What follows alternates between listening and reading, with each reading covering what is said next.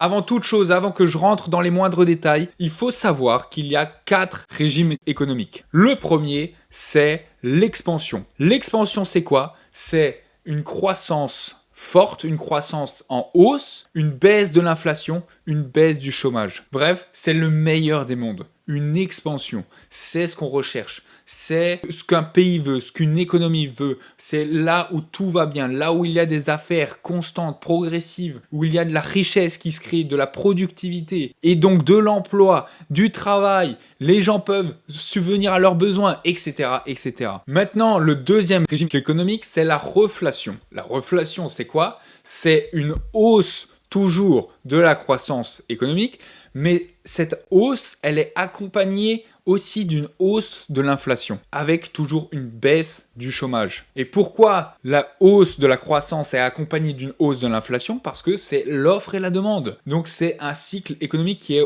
encore logique. Donc comme la croissance évolue, ça veut dire qu'il y a de la demande, il y a de l'offre, et comme la demande reste constante, et que l'offre aussi est toujours constante, mais qu'elle ne se crée pas forcément, donc l'offre, qu'est-ce qu'elle va faire? Elle va augmenter ses prix comme la demande est là. Voilà pourquoi il y a de l'inflation qui est accompagnée de la croissance. Mais comme la demande reste constante et que donc que l'offre est toujours présente, ça va créer aussi de l'emploi et donc on va toujours avoir une situation et un plein emploi d'assuré. Quant à maintenant, on rentre dans les deux régimes économiques qui sont les moins bons. Le premier, c'est la déflation. La déflation, c'est quoi? C'est une baisse de la croissance, c'est une baisse de l'inflation et c'est une hausse du chômage. C'est un cycle très mauvais. Pourquoi? Parce que si on n'a pas d'intervention de la banque centrale, les marchés, déjà les agents économiques, les ménages, donc vous et moi, on va en fait attendre avant d'acheter parce que l'inflation, elle baisse. Donc, plus vous attendez, plus les prix vont être attractifs. Et ça fait qu'il n'y a pas de trade, pas d'échange, il n'y a pas d'affaires. Et s'il n'y a pas d'affaires, il n'y a pas de dépenses, pas d'investissement. S'il n'y a pas de dépenses, pas d'investissement, eh bien, il n'y a pas d'emploi. Et voilà pourquoi le chômage va augmenter. Donc, c'est pour ça qu'en fait, avoir une inflation positive, c'est super important, mais il ne faut pas qu'elle soit extrême. Il faut qu'elle soit maîtrisée. Et c'est ça le but des banques centrales. D'assurer une stabilité et de maintenir l'inflation. En général, leur objectif aux banques centrales, c'est 2%. Et d'assurer en même temps le plein emploi. Donc d'avoir un taux de chômage faible. Du coup, être dans une déflation, c'est très mauvais pour une économie. Et pour en terminer avec le dernier régime économique, c'est la stagflation. C'est le pire qui existe. C'est le pire scénario qu'une économie, qu'un pays peut tomber dedans. Pourquoi? Parce que la stagflation, c'est quoi? C'est une baisse de la croissance, une hausse de l'inflation et une hausse du chômage. Et théoriquement, ce scénario, il n'est pas possible. Ce n'est pas possible d'avoir une baisse de la croissance et une hausse de l'inflation et une hausse du chômage. C'est juste pas possible. Quand les premiers économistes ont sorti et ont inventé ce régime économique, ça a fait polémique parce que tout justement, il y en a d'autres qui disaient ce n'est pas possible. Si on a un pays a une baisse de la croissance, il ne peut pas y avoir de l'inflation. Et justement, c'est déjà arrivé. Dans les années 70, pendant les 30 Glorieuses, lorsqu'il y avait le choc pétrolier, par exemple, historiquement, c'est déjà arrivé. Mais là, en fait, on est en plein dedans. Enfin, du moins, on est en train de plonger droit dans ce scénario-là. Et pourquoi c'est le pire cycle économique? Parce que, comme je vous ai dit, les banques centrales sont très importantes dans les économies parce qu'elles sont là pour sauver clairement les économies. Sans les banques centrales, ce serait le Far West. Et comme je vous l'ai expliqué avant, les banques centrales ont deux objectifs. Je les répète vite fait, c'est d'assurer la stabilité de l'inflation et d'assurer aussi le plein emploi, donc diminuer au maximum le taux de chômage.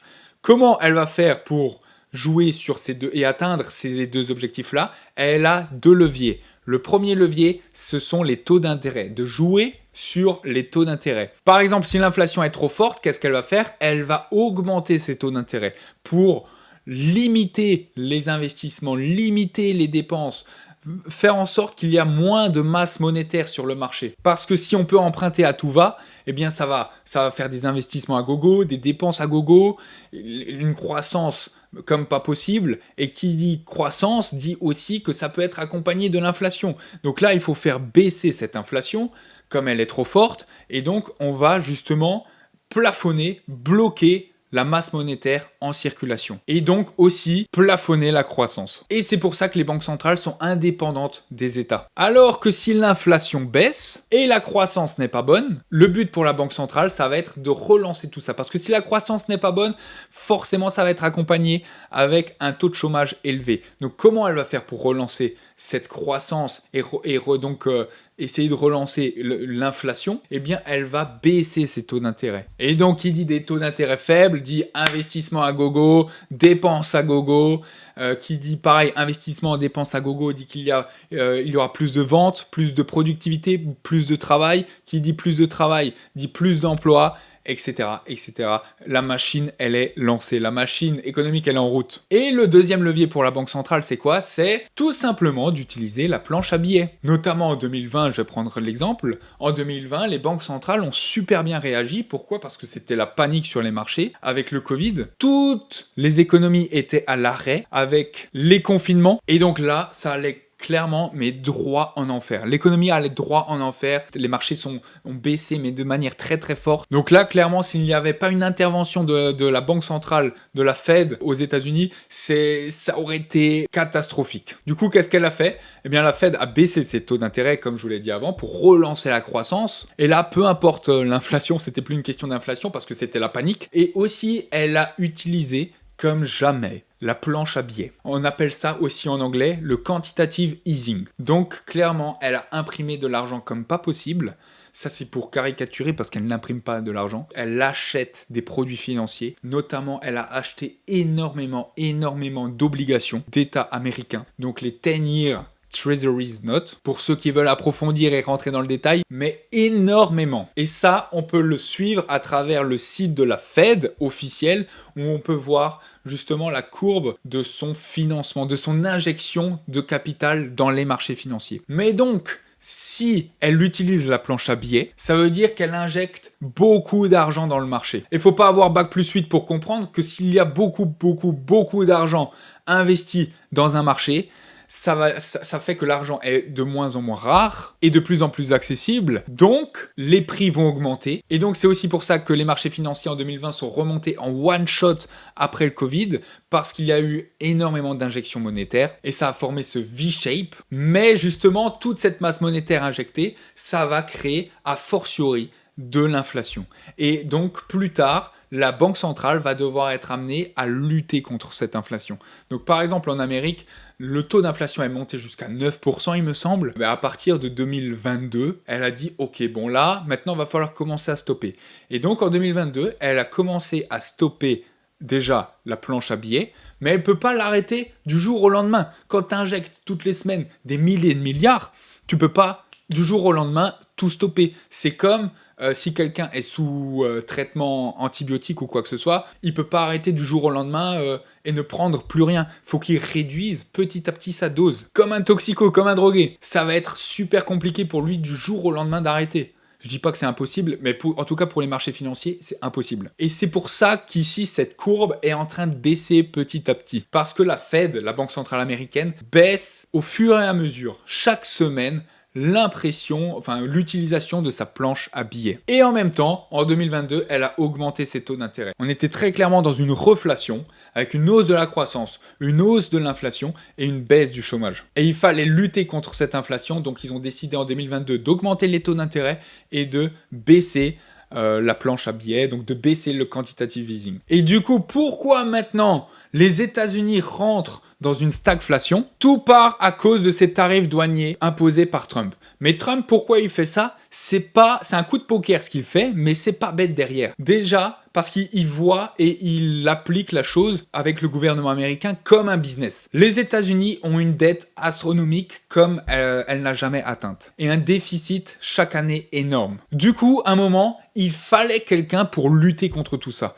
Et il fallait casser les codes. Il fallait réinventer quelque chose. Du coup, Trump est arrivé et il a dit « Ok, maintenant on arrête les conneries. On va sauver l'économie. » Mais parfois, pour sauver l'économie, il va falloir provoquer peut-être une catastrophe. Mais au moins, à long terme, ça peut sauver. Ou du moins, c'est pas impossible que ça sauve, mais on essaye de bien faire les choses.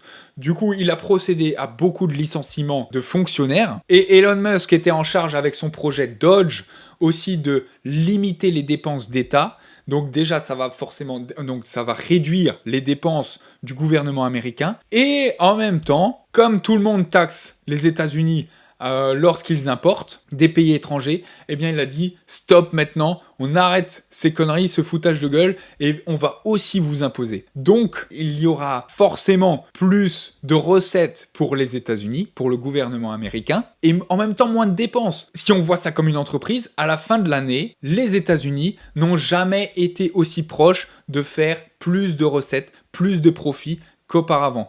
Sachant que le gouvernement américain ou comme la France, etc., sont chaque fois, à la fin de chaque année, en déficit. Ce déficit doit être, donc s'ajoute à la dette, et la dette, elle ne fait que monter année après année. Cette dette doit être financée d'une part, et de deux parts, il y a des intérêts qui doivent financer. Ces intérêts sont tellement astronomiques que justement, ils ne font pas assez d'argent pour pouvoir la financer. Et si on ajoute encore chaque déficit après chaque année, un jour, ça va exploser. Et Trump, voilà, il a dit stop, maintenant le bordel, maintenant on fait ça. Sauf que son idée, en soi, elle n'est pas mauvaise.